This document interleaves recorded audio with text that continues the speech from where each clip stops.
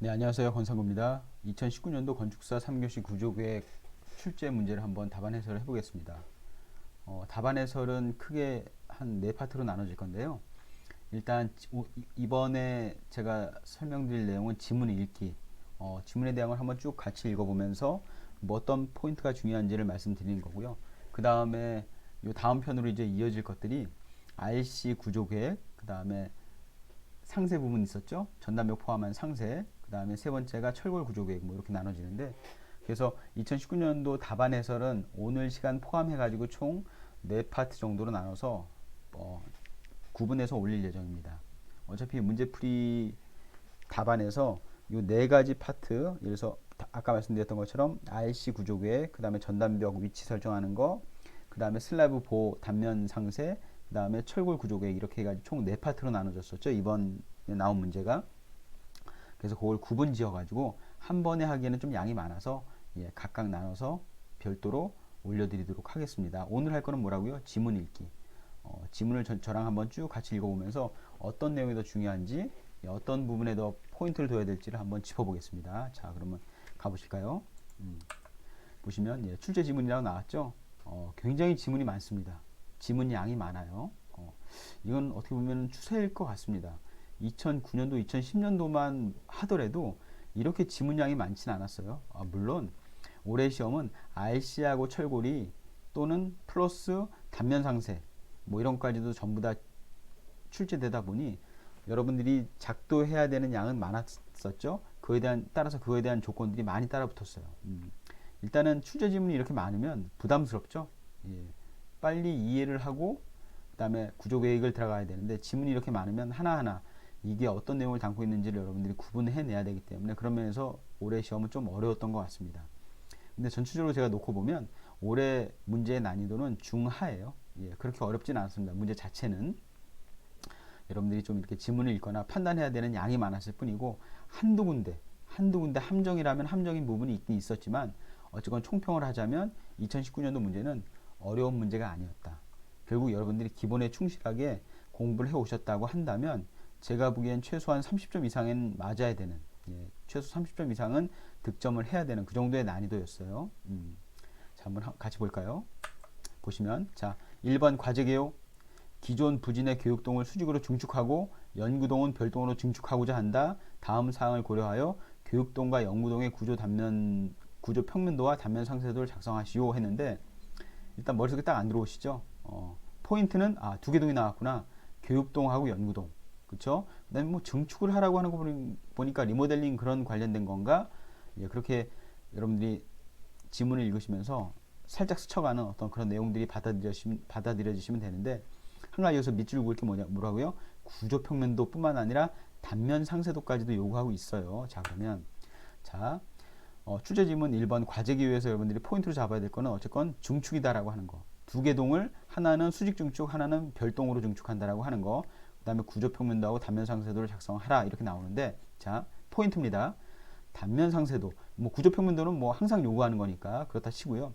단면 상세도라고 하는 거를 작성하시오 요구되어진다면 그때 여러분들은 지문을 읽기도 전에 이런 것들이 눈에 떠오르셔야 돼요. 단면 상세를 그리려면 슬래브 두께나 형태가 중요하겠다. 보호 단면의 크기가 중요하겠다. 왜요? 이런 것들 다 단면 상세도에 표현을 해야 되니까. 그 다음에 RC인 경우에는 철근의 백은 상세, 철골인 경우에는 접합부 단면 상세 뭐 이런 것들이 필요한데요. 어쨌건 이 문제에서는 증축 관련해가지고 구조 평면도하고 단면 상세도를 요구하는구나라고 하는 거 여러분들이 요 과제 기호를 읽자마자 그게 떠오르셔야 돼요. 그러니까 결국 공부가 많이 될수록 여러분들은 수동적이 되시면 안 되고요. 능동적으로 문제에 접근하셔야 돼요. 어떤 한 지문을 읽으시면 그 지문에서 앞으로 요구되어지는 것들이 어떤 것들이 있겠구나라고 하는 것을 미리 염두에 두시고 지문을 읽어 나가신다면 훨씬 지문 이해도가 높아집니다. 자, 제가 어떻게 하라고 했습니까? 과제 기호를 한번 읽은 다음에 바로 어디로 가라고요? 2번으로 넘어가라고 했나요? 그렇지 않죠. 여기 어디로 가죠? 그렇죠. 범례. 결국 이 도면 표기라고 하는 이 범례, 이 부분이 여러분들이 구조 평면도라든지 단면 상세에 표기해야 될 내용이에요. 그러니까 여러분들이 구조 계획을 다 끝내신 상태에서 혹시나 다시 이쪽으로 피드백을 오셔가지고 여기 있는 것들 중에 내가 표현하는 게 있는지를 다시 한번 확인해 보실 필요도 있어요. 결국 요 도면 표기라고 하는 거는 결국 구조평면도에 다 표현해야 되는 내용이기 때문에 요 중에 뭐래도 하나 빠뜨리시면 여러분들은 누락된 거죠. 여러분들이 해야 될 일을. 자, 특히나 여기 데크 플레이트 방향 이런 거 이제 마지막에 정신없이 도면 마무리 하다가 요 데크 플레이트 방향 같은 거 많이 누락을 하고 나오세요. 분명히 문제에서 이렇게 표현을 해줬다라고 한다면 감점 요인이 큽니다. 만약에 표기를 안 했을 경우에는 뭐 이런 것들.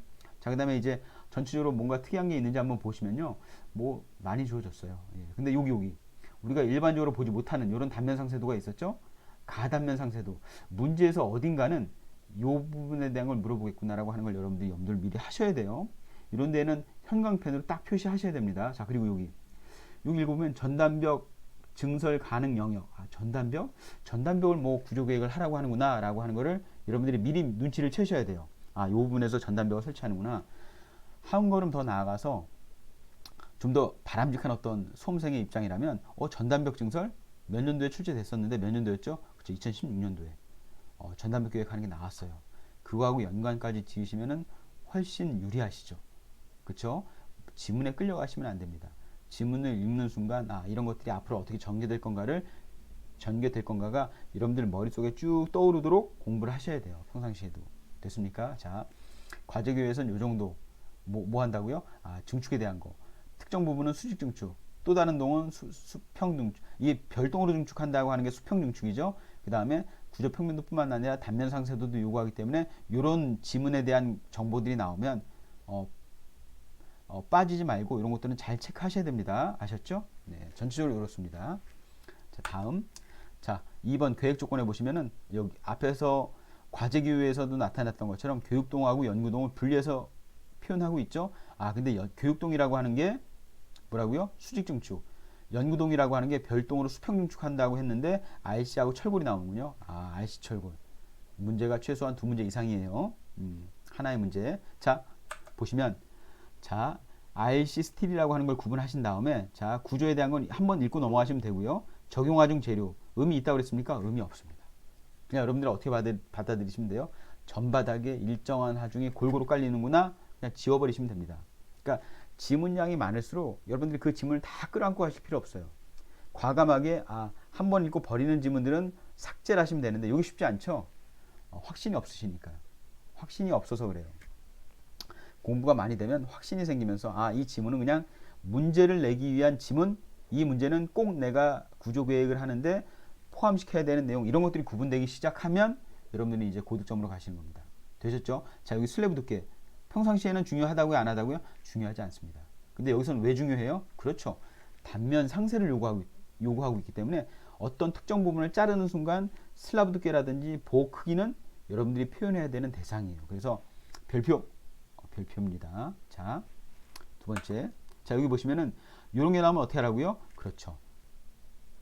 두 번 다시 볼 필요 없이 뭐 하라고요? 그룹핑을 하셔야 된다고 그랬습니다. 그룹핑. 자, 상부 배근이 어디 있는지, 하부 배근이 어디에 많이 되어 있는지 보시면 A하고 C는 상부에 배근이 많이 되어 있죠. 그러니까 마이너스 배근, 상부 배근 종류예요. 자, BDE는요. 그렇죠. 하부 배근. 요 밑에 부분에 주배근으로 배근이 많이 되어 있죠. 그러니까 하부 배근. 나중에 우리가 모멘트도를 그릴 때 플러스 모멘트에 들어가야 되는 배근들이구나 라고 하는 거를 요 그림을 보신 다음에 이렇게 표시하셔야 됩니다. 요게 그룹화예요.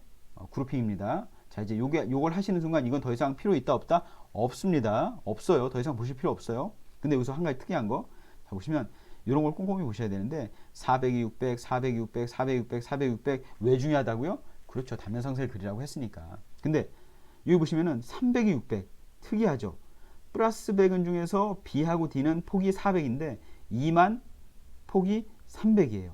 자, 그러면 거꾸로 생각하면 요 200은 B 배근이라든지 D 배근 이런 것들이랑 같이 쓸 수 있나요? 없습니다. 왜요? 폭이 틀리니까.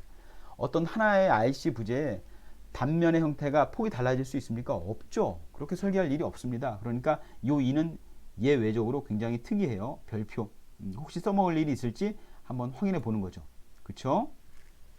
됐습니다. 이렇게 넘어가시고요. 자, 이제 철골 보시면 연구동 강제부재 단면 기호 해가지고 이렇게 나오는데 요즘에 철골 문제가 출제되었을 때 나오는 경향이에요. 무슨 얘기냐면 그 전년도에도 이제 이런 형태가 나왔는데 자, A, B, C, D로 해가지고 부재의 명칭과 사이즈는 주어지는데 과연 이 A 부재가 보부재인지 B 부재가 기둥부재로 쓰이는 건지 이런 것들을 구분해 놓지 않고 있어요. 그냥 뭉뚱그려서 그냥 A, B, C, D 무슨 크기로만요? 그렇죠. 보충이라든지 어떤 형태에 따라서만 이렇게 구분하고 말아요. 자, 보시면 제가 이렇게 색깔을 달리했죠. 왜 색깔을 달리했을까요?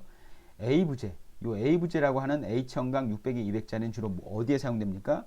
주로 그렇죠. 보부재로 사용되는 거예요. 그렇죠? 그러니까 직사각형 형태의 단면 형태를 가지고 있는 H형광은 주로 보부재로 사용됩니다. 자, 근데 B, C, D는요? 그렇죠. 200에 200, 150에 150, 400에 400 전부 다 형태로만 놓고 보면 기둥 부재로 사용되는 부재입니다. 어떤 형태요? 정사각형 또는 정사각형에 가까운 부재. 자, 그러면 내가 아직 구조 계획을 하진 않았지만 요 A 부재라고 하는 거는 보부재에 사용되고 B, C, D는 기둥 부재로 사용해야겠다라고 생각하실 수도 있지만 대부분의 문제에서 요 600에 200이라고 하는 보부재 하나로 부재의 크기가 결정되기는 상당히 어려워요. 그렇죠? 적어도 기둥보다는 보부재가 더 다양하게 나와야 되는데 여기서 뭐라고요? 그렇죠. A 부재 하나만 메인 구조 걷어 또는 메인 구조 보부재로 사용될 만하고 B, C, D는 그렇지는 않지만 여러분들은 생각하시기를 B, C, D 중에서도 무슨 부재로 사용할 확률이 높다? 그렇죠. 보부재로 사용할 확률이 높은 거예요. 왜요? 보부재로 사용할 만한 확실한 게 하나밖에 없으니까. 그렇죠. 요거보다 작은 어떤 분담 하중을 가지고 있는 보에서는 D까지는 안 가더라도 C라든지 B 이 두 가지 부재는 무슨 부재로도 사용할 가능성이 높다? 그렇죠. 보부재로도 사용될 가능성이 높다. 물론 B, C가 기둥 부재로 사용될 가능성도 있지만 지금 이 상태로 놓고 보면은 B, C는 보부재로도 사용될 확률이 높다라고 하는 거죠. 이 D는 워낙 400에 400으로 크기 때문에 메인 기둥에 사용되는 기둥으로 주로 많이 사용돼요. 결국 A 부재는 보부재로 주로 사용되고 D 부재는 기둥으로 주로 사용될 텐데 B, C는 아직 잘 모르겠다. 이 B, C 부재를 보로 적용할지 또 때에 따라서는 기둥으로 적용할지는 모르겠다라고 하는 거예요. 자, 그래서 요즘의 문제 추세입니다. 명확하게 보부재 뭐뭐뭐 기둥부재 뭐뭐뭐 이렇게 구분해서 주지 않는다라고 하는 거. 되셨습니까? 네. 제가 이 특징에 대한 건 설명을 드렸죠. 자, 대략 계획 조건에서 이 지문상에서는 이 정도가 읽힙니다. 자, 기본사항에 대한 거 아까 말씀드렸고요. 구조부재 단면, 백은이 나오면 어떻게 그룹핑 해야 되는 거고요. 그 다음에 강제에 대한 거는 요 형태를 보고서 어떤 특징들이 있구나라고 하는 거 여러분들 아셔야 돼요. 됐죠? 자, 세 번째, 제일 중요한 부분이죠. 제일 중요한 부분입니다. 3번 구조계획식 고려사항. 사실 여기에서 여러분들이 문제 푸는 대부분의 힌트가 주어져요. 자, 주어지면 어떻게 주어졌냐면 1번 공통사항. 공통사항은 무슨 동하고 무슨 동이요? 교육동, 연구동. 달리 말하면 RC 구조하고 철골 구조에 대한 공통된 사항이 여기 나오고요. 그 다음에 교육동 관련된 거, 수직중축, 연구동 관련된 수평중축에 대한 건 지문에서 조건을 주고 있습니다. 자, 하나하나 따져볼까요? 자, 이렇게 되는데, 자, 보시면 제가 미리 정리를 해놨어요. 자, 공통사항에서 1번 구조부재는 경제성, 시공성, 공간 활용성 등을 고려해서 함정을 계획한다. 하나만 한 얘기죠. 예, 이런 내용이 없어도 여러분들은 이걸 고려해야 됩니다. 그쵸? 자, 바닥에는, 자, 2번은 건너뛰고요. 3번 바닥에는 고정하중하고 활하중이 균등하게 작용한다. 아까 어떻게 나왔습니까? 어떻게 나왔어요? 자, 뒤로 갈까요? 보시면 여기 제가 어떻게 말씀드렸죠? 적용하중에 고정하중 얼마, 활하중 얼마 이렇게 나온다라고 하는 요 부분이 아까 그 지문하고 동일한 내용이에요. 앞에서 요 값을 가지고 한번 얘기를 해줬고 뒤에서는 똑같은 용어를 이렇게 표현하고 있어요. 이렇게 바닥에는 고정하중하고 활하중이 균등하게 작용한다. 아까 그 내용과 동일합니다. 데드로드 얼마, 라이브로드 얼마 구체적으로 값을 주지만 우리는 그 구체적인 어떤 하중 값을 가지고 계산할 방법이 없습니다. 우리는 그럴 시간도 없고 그럴 능력도 없어요. 저도 마찬가지입니다. 그 값을 줬다고 해가지고 디테일하게 하나하나 분담 면적을 따져서 그걸 계산해가지고 배근을 하거나 구조계획을 할 시간은 저도 없습니다. 그러니까 의미 없어요. 그러니까 공통사항에서 1번, 2번, 3번이 주어지는데 여기서 의미 있는 건 요거 2번. 교육동에는 전단벽을 증설한다. 우리가 아까 어떤 힌트를 가지고 왔죠? 문제에서 전단벽 증설 위치가 주어졌어요. 거기다가 추가로 무슨 생각까지 하시면요. 전단벽 증설 2016년도 그 기출문제인데 거기서는 구조계획을 어떻게 했더라? 전단벽을 어느 위치에다 넣었더라? 그렇게 넣는 이유는 뭐더라? 라고 하는 게 미리 공부가 되었다면 이 문제는 그냥 거저 먹는 문제입니다. 그 문제의 난이도가 5분의 1도 안 돼요. 자, 그래서 제가 16년도 기출이라고 나왔죠? 이렇게. 그러면서 이게 어디가 있습니까? 이렇게 쭉 연관되는 같은 용어가 비틀림이 최소화되도록 기존 건축물의 전단벽을 증설한다. 이 비틀림이 최소화, 이것도 16년도 기출문제입니다. 그러니까 여러분들은 올해 문제처럼 19년도 문제처럼 이렇게 문제가 나오는 경우에는 충실하게 기본 이론 과정과 기출 문제를 공부하셨던 분들이라고 하면 굉장히 익숙하게 쉽게 문제를 풀어나가실 수 있는 문제였어요. 19년도에. 그래서 고득점자가 많았습니다. 하물며 만점 받았다고 하는 분까지도 제가 알고 있어요. 그러니까 요 공통사항에서 중요한 건 전단벽 증설하는구나. 그 조건은 RC 부재에서 이렇게 증설이 되는구나 라고 하는 걸 여러분들은 염두에 두시면 됩니다. 자, 2번 교육동은 뭐라고요? 어떤 구조라고요? RC 구조입니다. 자, 제가 필요 없는 지문은 다 지웠어요. 기존 평면 코어는 철공크리트 전단벽이며 증축되는 코어의 기능은 기존 동일하되 뭐 어쩌고저쩌고 한다. 크게 의미 없어 보입니다. 자, 여러분들은 제가 이론 시간에도 말씀드리지만 별표 3개 해놓은 거 있죠? 이 별표 3개가 무슨 조건입니까? 슬래브 조건입니다. 슬래브 조건. 우리는 슬래브를 구조계획할 일이 없어요. 근데 왜 항상 슬래브 조건을 줄까요? 그렇죠. 여기도 나타나죠. 그게 바로 작은보 배치 계획이기 때문에 그래요. RC 구조인 교육동에서는 슬래브는 사변지지 형식의 계획, 사변지지 디테일하게 들어가죠. 제가 이거는 구조 팁으로 이미 설명을 해드렸습니다. 어떻게 계획하는 게 사변지지 형식인지 아실 거예요. 어쨌건 슬래브는 사변지지 형식이고 단변 길이는 3.5m 이하. 요게 중요하죠. 3.5m. 요게 중요합니다. 요거에 따라서 작은 볼을 어느 방향으로 몇 개 배치할 건가가 나타나는 거죠. 별표입니다. 그 다음에 코어 전단벽에는 볼을 설치 않는다. 볼을 설치하지 않는다. 이 내용만 가지고는 알 수 없어요. 아직 무슨 내용인지. 문제를 직접 풀어봐야 됩니다. 어쨌건 이 텍스트가 의미가 있는지 없는지는 문제를 직접 하나하나 보면서 계획을 해가면서 판단해야 되기 때문에 이건 일단 남겨두고요. 그렇죠? 이건 아까 말씀드렸습니다. 증설 전단벽에 대한 거. 요거. 그 다음에 3번으로 놓으면 연구동 있죠? 스틸.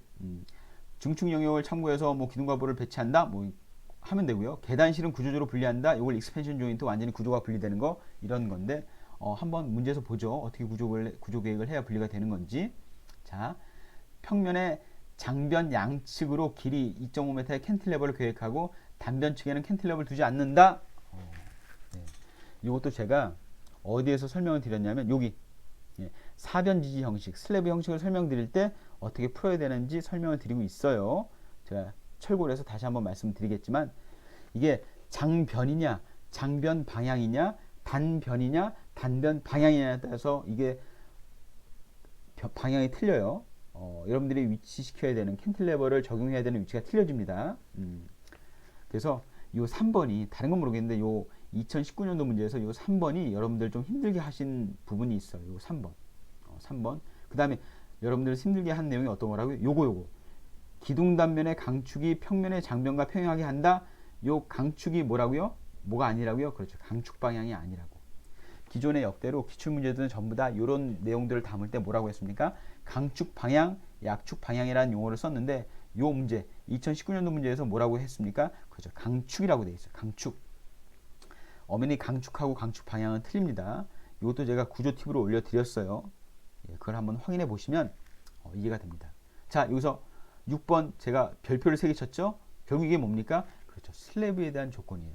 이 슬래브에 대한 조건은 뭐라고요? 작은보 조건이라고 했습니다. 결국 여기서 중요한 건 뭐라고요? 3.5m까지 날아갈 수 있구나. 데크 플레이트구나. 라고 하는 거 여러분들 확실하게 알아두셔야 돼요. 자, 그래서 요 철골에서 대부분의 문제 푸는 분들이 요 강축이냐 강축 방향이냐에서 헷갈려서 문제를 많이 실수를 하실 수 있었는데 점수에 크게 당락을 중요한 거는 점수에 크게 영향을 주고 혹시나 떨어지신 분들 또는 점수를 잘 받으신 분들은 오히려 요 3번이 중요합니다. 요 3번. 왜냐면 5번은 강축 약축 뭐 어떻게 돌리든 약간의 감점 요인은 있지만 전체적인 구조 계획을 하는데 큰 틀이 흔들리진 않아요. 요거는. 근데 3번을 틀리신 분들은 큰 틀이 흔들리죠. 왜요? 캔틸레버 방향을 어디로 두냐에 따라서 뭐가 틀려집니까? 그렇죠. 큰 보 계획, 작은 보 계획이 다 틀어지기 때문에 오히려 이 철골에서 점수를 많이 못 받으신 분들의 대부분이 5번보다는 요 3번 때문에 감점이 많이 당하셨어요. 캔틸레버 위치를 장변에다 뒀느냐 단변에다 뒀느냐에 따라서 이런 어떤 특징이 있습니다. 그래서 디테일하게 하나하나의 문장들이 다 의미가 있기 때문에 19년도 문제가 아주 쉬운 문제는 아니지만 그래도 굉장히 정형화된 문제라고 하는 거. 여러분들이 충실하게만 공부하셨다면 크게 어려움이 없고 대부분의 분들이 30점 이상은 맞을 수 있었던 그런 문제라고 하는 거예요. 그래서 올해 3교시 합격하신 분들 대부분이 구조에서 최소한 30점 이상 받으시고 넉넉한 점수로 3교시 합격하신 분들이 굉장히 많아요. 그쵸? 구조에서 뭐 한 30점 나와주면 단면에서 30점 이상 나오는 거는 크게 어렵지 않다고 봅니다. 왜냐하면 거길 이제 중점적으로 공부를 하시니까. 그쵸? 그래서 지문은 이렇게 읽으시면 되고 제가 포인트가 되는 부분만 찝어봤습니다. 네. 자 이제 4번 도면 작성 요령. 뭘 요구합니까? 1번 교육동 4층 구조 평면도. 헷갈리지 마세요. 2층 3층 아닙니다. 4층 구조 평면도를 작성하고요. 그 다음에 X5열과 Y3열에 뭘 표현하라고요? 보단면. 우리가 아까 그룹핑했던 A, B, C, D, E 그것들을 각각 이런 식으로 표현하라고 나와 있죠. 네, 그렇게 표현합니다. 자, 두 번째 교육동 가단면 상세. 이게 어떤 건지 아시겠어요? 가단면 상세? 그렇죠. 슬래브하고 보가 꺾어져 올라갔던 동일한 층인데 뭐가 났죠? 단 차이가 났죠? 꽤 많은 단 차이가 났어요. 그래서 두 번째로 요구하는 게 상세도. 상세도인데 어떤 거에 대한 상세도? 그렇죠. 가단면. 슬래브가 보와 함께 꺾어져 올라가는 그런 부분에 대한 상세도를 작성해라 라고 하는 거죠. 근데 사실 이 가단면 상세 같은 경우는 딱히 이게 구조 문제가 아니더라도 무슨 단면에서 여러분들은 충분하게 연습을 하실 수 있었어요. 그렇죠? 단면 설계에서 이미 이런 것들을 많이 연습을 하셨을 수 있기 때문에 어떻게 보면 이 2번 항목은 구조 문제가 아니라고 보셔도 돼요. 구조적으로 크게 의미가 있는 문제는 아닙니다. 그렇죠? 자, 3번 교육동 2층 구조평면도를 작성해라. 그렇죠? 교육동 2층 구조평면도를 작성하면 되고요. 자, 보시면 여기 1번에 교육동 4층 구조평면도를 작성하라고 했는데 여기 교육동 2층 구조평면도를 작성해라. 구조평면도를 두 개 작성하는 건가 싶지만 그 답안지를 한번 보시면 이 교육동 2층에 작성하는 이 구조평면도는 뭐만 표시하면 되는 겁니까? 그렇죠. 전단벽 위치만 표시하는 거기 때문에 거창하게 2층 구조평면도라고 볼 필요도 없습니다. 여기 나와 있죠? 점선으로 표시된 영역에 증설할 전단벽 배치 이렇게 나와 있습니다. 그러니까 구조평면도 하나, 상세도 하나, 그 다음에 뭐라고요? 그렇죠.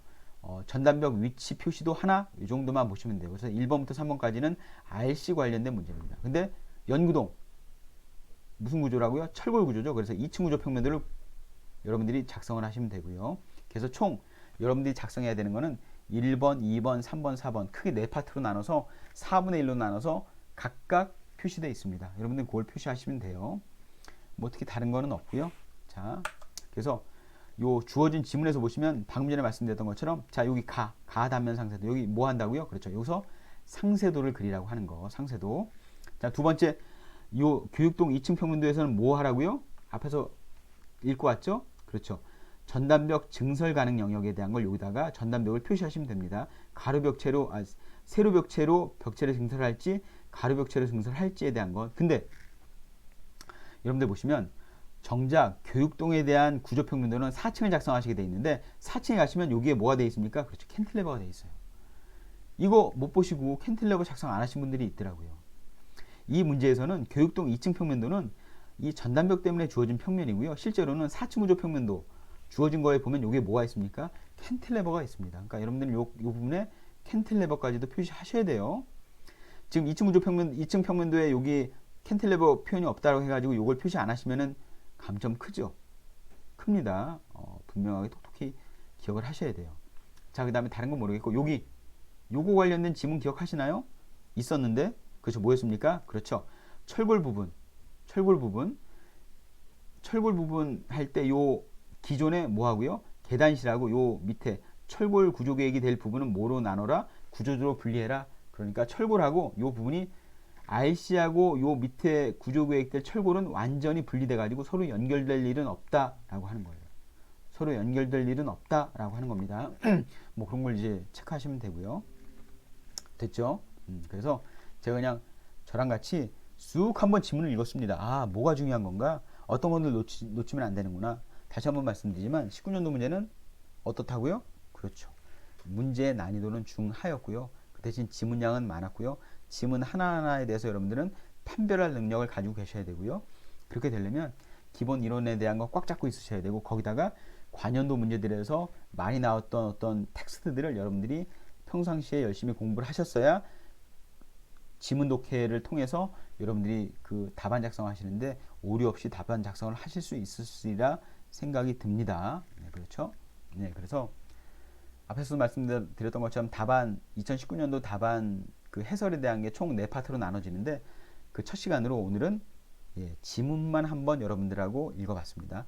이 해설이 너무 길어질까봐 구분해가지고 각각 올리기로 했고요. 어차피 각각 올리는 게 각각의 문제 유형에 따라서도 좀 농도 있게 집중적으로 설명을 드릴 수 있을 것 같아서 이런 식으로 한번 나눠서 올려보도록 하겠습니다. 네, 오늘 시간은 이걸로 마치겠습니다. 감사합니다.